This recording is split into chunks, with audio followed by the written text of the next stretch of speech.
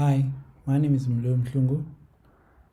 I want you to come along on the journey with me as I share my story.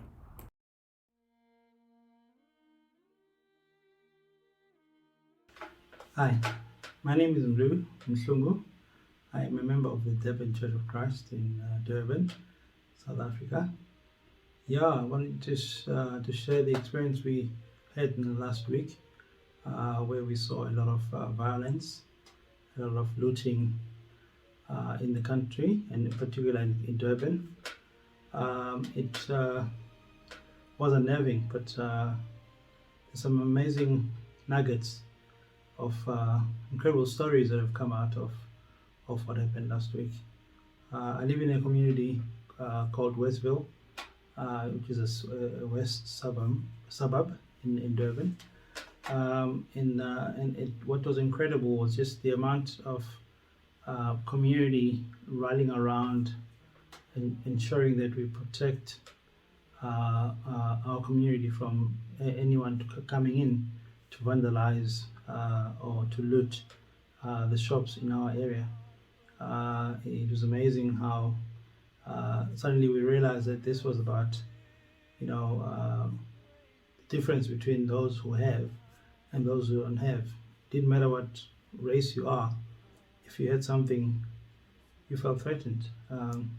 I just suffer from anxiety and on medication for that. Um, just on the day that the looting started, that's when I ran out of my meds. And typically, when that happens, it would have sent me in a downward spiral. It's incredible how I refocus my energy and really just pray for God to help guide me. So instead of thinking of the worst case scenario, what would happen, I decided I want to be a volunteer. So I started walking around and patrolling with the community in the area, with the community policing forum that's in charge of patrolling in our area. And it was men, women, even sometimes teenagers coming out in their numbers. Really, in the day, and we had late night shifts. A few nights where I had 12 to 2 in the morning shifts of patrolling our area. And just the conversations that went on during those times were just, from all color, from all creed, from all background. There was a common resonating feeling, sentiment, if I may call it, that this may have been triggered by the arrest of the former president. So part of me thought what we saw, the mayhem we saw, though, was a opposite of that. It was a sign of desperation, a sign of hunger. A story of one granny who walked into a shop and took a bread and milk because that's all she needed to feed her family. It made me think very deeply about the privilege that I have, and when I'm using that to help serve others around me. So as tragic an event as last week was, it was a point of reflection for me. Flags all saying the same thing, that we understand the difficulty that these people are faced with every day. For them, it was a matter of just an opportunity to get food. But also I'm amazed by our church community and how we rallied together in prayer.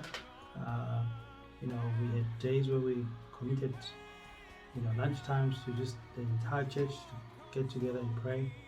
It's amazing how God has really worked and continues to work in these situations. I've met new people in the process, connected with neighbors that I never connected with before, and some really deep conversations about life and what really matters.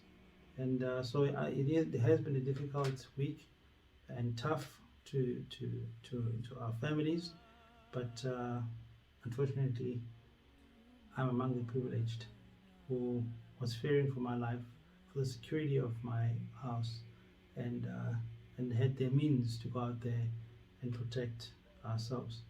And it made me think about how about those who are out there, whose lives are daily lives, their daily lives. It's about you know, hustling for food, just for something to eat, for the families to eat every night.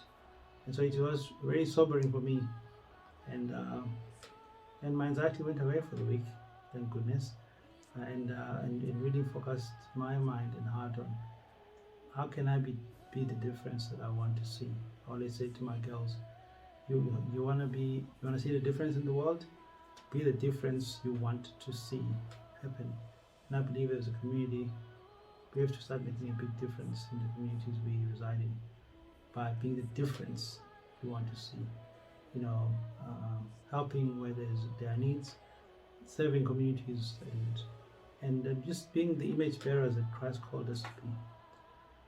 So it was a week that felt like a very long, long week. There was a meme that said, "This last week was the longest year of my life." I think I could relate to this to the sentiment that that person felt. That's my story. And the antidote for anxiety, partly, yeah, you still need the medication, but I think for me it was being outward focused, thinking about others and thinking about other people's needs, and helping to meet those. That helped me this week when I could not rely on medication to do that.